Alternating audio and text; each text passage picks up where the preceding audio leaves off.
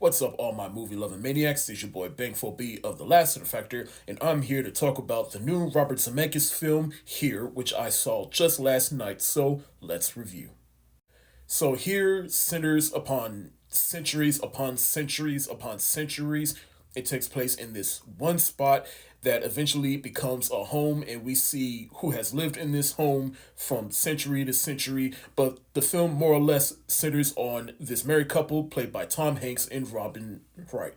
And like I said in the beginning, this movie is directed by Robert Zemeckis, who made Forrest Gump. So this is reuniting both Tom Hanks and Robin Wright, who played Forrest and Jenny in that film.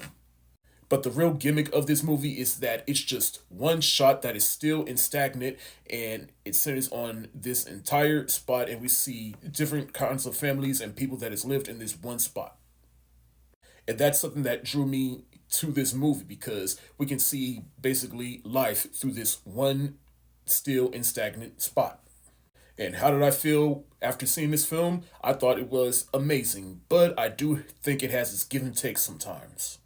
But like I said, this movie centers on one spot, and we see different time periods, different centuries, and different families, and how this home has evolved over the years. From we see it from the dinosaurs, the Ice Age, this Indian tribe, the colonial times, the early 1900s, and then we see how the house got built. We see I ain't gonna spoil the types of people that's in here, but let's just say an inventor has lived in this house. Um, then of course there's Paul Bettany, who plays Tom Hanks's father in this movie. We see how he's in there post World War II, and then eventually him and his wife, played by Kelly Riley, have kids, and one of those kids will become Tom Hanks, and then of course he marries Robin Wright. They have a baby together. They get married and then start a family, and we see their life through the different decades, and then up until 2020, the COVID, we see this different family, a black family that goes in there, and then eventually Tom Hanks and Robin Wright as an old couple as they revisit this house that they spent most of their life in. And I'll even say this is probably the best movie that utilizes the de aging effect because you could have fooled me. I really thought that that was young Tom Hanks and Robin Wright because I swear they looked exactly how they looked in Forrest Gump 20 years ago. And Tom Hanks and Robin Wright, they really do make this film. But hey, it's no surprise they've worked together once before, and so they just have good chemistry. They know how to work with each other. The camaraderie and chemistry is still intact even 20 years later since they've made Forrest Gump. But to me, Paul Bettany is also the real MVP of this movie because you see his story in this movie. We see it's realistic because like we see how Paul Bettany's character is a man of a certain generation and how that has affected Tom Hanks and his marriage with Robin Wright. It is a very real story. The other thing that stood out about this movie to me was the family that would eventually live in this movie after Tom Hanks and Robin Wright. And it is a black family, and they're living in that house during the COVID times.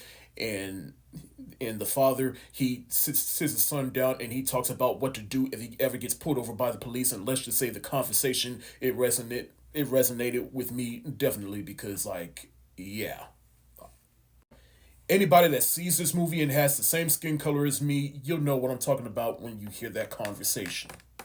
There is a lot of amazing things that's going on in this movie. So what didn't work for me? Well, I feel like the non-linear aspect of this movie did kind of throw me off a bit. I feel like the film being non-linear just kind of made the movie slightly all over the place to the point where I didn't follow at times. It goes back and forth between decades, back and forth between centuries, and I really thought this movie was basically just gonna start as early as possible and then catches up to where we are now. And I just felt the movie just would have been more effective that way.